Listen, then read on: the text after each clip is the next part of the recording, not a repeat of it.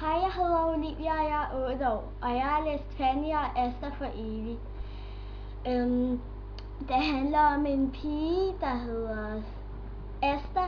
Hun har lige fået sommerferie, og hun er flyttet fra et sted, hvor hun havde en veninde, der hedder Silja, som skal så komme og besøge hende om torsdagen.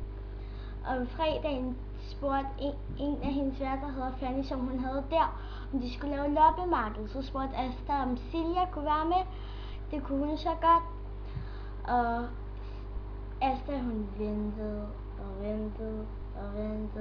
og ventede på, at Silja kom. Så til sidst kom hun. Så fik de nogle boller, de kunne sælge, og så solgte de. Og Asta har fået nogle ting fra en gammel mand, som de også kunne sælge. Imens Asta var inde og snakke lidt med sin mor om, at hun synes, det var underligt, at de begge to var der, så havde de tjent 57,5, og til sidst blev de alle sammen gode venner, og det var rigtig godt.